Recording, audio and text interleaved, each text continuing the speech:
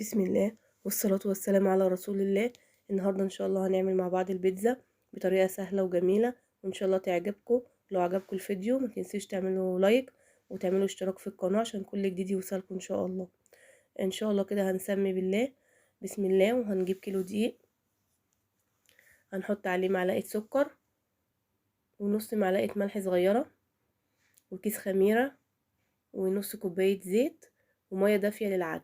طبعا كل العجين اتفقنا، كل العجين بنعجنه بمية دافية عشان العجينة ترتاح وتخمر على طول وتبقى ما شاء الله معاكم سهلة كده.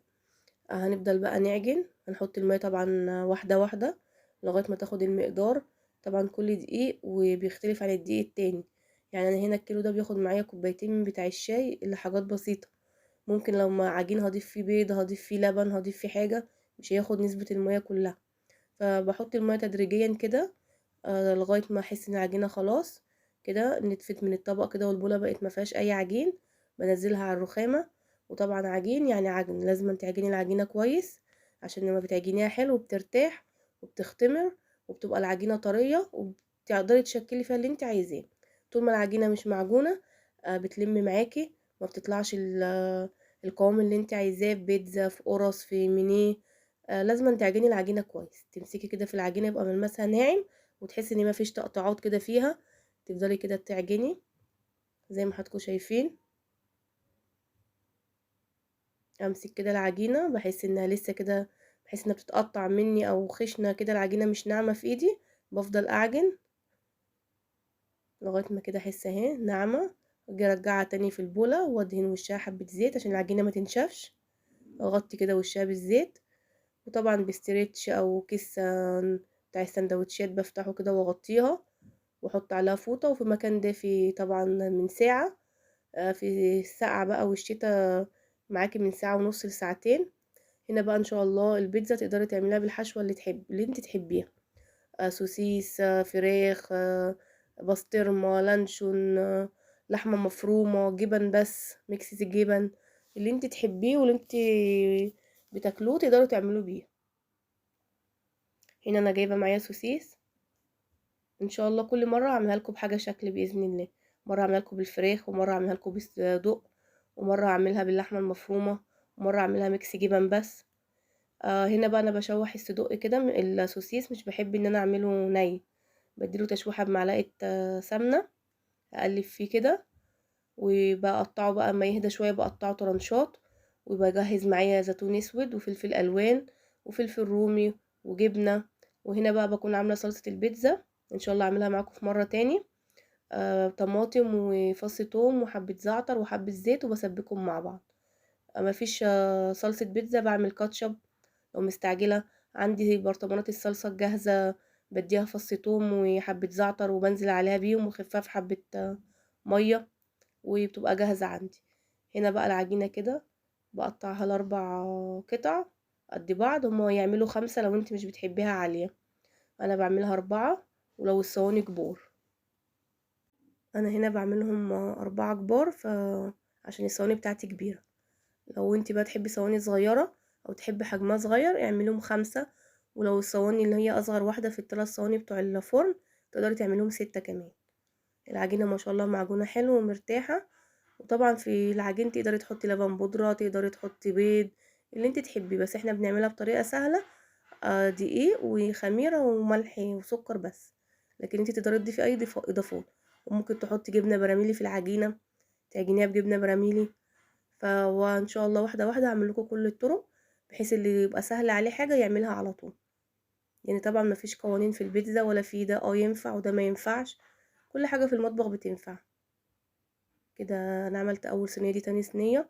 انا برفع الجوانب بتاع الصينية عشان خاطر الحشوة ما تجيش بره وما تتحرقش الحشوة من على الطرف. بحب ارفع كده الاطرف بتاع الصينية بتاع البيتزا برفع. افرد دي كده تالت واحدة. انا مرضتش اعمل واحدة بس قدامكم، حبيت اوريكم بطريقة كده سهلة وبسيطة. بدهن مسحة زيت في الصينية، وانا بشتغل كل العجين بحب اشتغله على زيت، حاجة خفيفة كده. وطول ما العجينة معجونة حلوة ومرتاحة معاكي مش هتلم منك ولا اي حاجة، وان لمت بتلم حاجة بسيطة من الزيت. لكن زي ما انت شايفة اهو العجينة الحمد لله ما شاء الله زي الفل. بدهن الرخامة زيت لان انا بحس ان دي بينشف معايا العجين. بدهن كده، بلف كل الصينية واعمل الجوانب، ارفع كده الجناب. دي تالت صينية، لا دي كانت الرابعة. كده هندهن بقى الصلصة. صلصة البيتزا بعملها بالزعتر والثوم، بتبقى جميلة جدا. بحط فلفل الوان، اي فلفل ان شاء الله، فلفل رومي بس، فلفل احمر بس، اصفر بس، اللي انت تحبيه حطيه. وهنا برص السوسيس، الزيتون والجبنة. طبعا انا بقطع كل الفلفل على بعضيه، وحابة تحطي طماطم حطي، بيبقى سهل ما بقطع كل الفلفل مع بعضيه. واحيانا بحط كمان عليه الزيتون، بسهل الدنيا على نفسي، وبحط كله مع بعضيه وارش كده كله على الوش. والسوسيس، انتي بقى تقدري تعملي صينيه فراخ، تعملي صينيه جبن، تعملي صينيه بسطرمه. وارش الجبنه على وشها اخر حاجه. اخر حاجه كده بقى بتبقى الجبنه الموتزاريلا، عشان بتسيح على وش الحاجه وتمسك بقى الحشوه اللي انتي عاملاها. نفس النظام كده هنا، برص كده كده زي ما حضراتكم شايفين. اخر صينيه احط الجبنه بقى. انا الاربع صواني بيتزا بياخدوا معايا كيسين جبنه، الكيس نص كيلو. وانا بستعمل جبنه الحمد، جميله قوي وكويسه، يعني تقدروا تستعملوا اي نوع.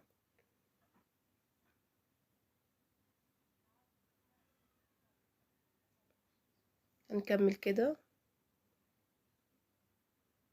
يا رب الفيديو يعجبكم وتستفيدوا مني باي معلومه، وان شاء الله ما تنسوش اللايك. اكمل كده الجبنه. طبعا البيتزا بتحب فرن عالي ودرجه الحراره بتكون عاليه. بشغل الفرن من فوق ومن تحت، او لو الفرن العادي بشغله على نار عاليه. وبغطي البيتزا برضو شويه تختمر. وبروح قيمه مشغل الفرن بس، وما شاء الله دي كده اول صينيه. انا مشغله البوتاجاز والفرن الكهرباء، وادي اول صينيه ما شاء الله. بكل سهوله من دهنه الزيت اللي احنا بندهنها ما شاء الله الصينيه بتطلع، وما شاء الله اهوت. من وشها من فوق زي من تحت، وشها احمر ومن تحت حمرا. ولو عايزين الوش يبقى ابيض مفيش مشكله، الجبنه بس تسيح. دي تاني صينيه هبه اوريها لكم. وانا برجع تاني ارجعها في الصينيه كده لغايه ما اخلص كل الصواني اهو. دي تالت صينيه برضو اهو. انا بس طلعتهم كده عشان اوريهم لكم، واوريكم السوا بتاعها. لازم تكون مستويه من تحت، انما من فوق حابه تسيحي الجبنه بس مفيش مشكله، حابه تديها لون كده خفيف زي دوت. ويا رب ان شاء الله طريقتي تعجبكم، وتكون طريقه كده سهله وبسيطه. وان شاء الله تشتركوا في القناه وتفعلوا الجرس عشان ان شاء الله كل جديد يوصلكم. اهو دي اخر صينيه. انا بحط صينيتين مع بعض بحيث بيطلعوا على طول ما شاء الله كلهم مع بعض. وهنا اللي طلع برضو بحب اغطيه، يعني كام واحده كده تبقى طريه. وهنا قطعتها. وبالهنا والشفا، يا رب ان شاء الله الفيديو يعجبكم، والسلام عليكم ورحمه الله وبركاته.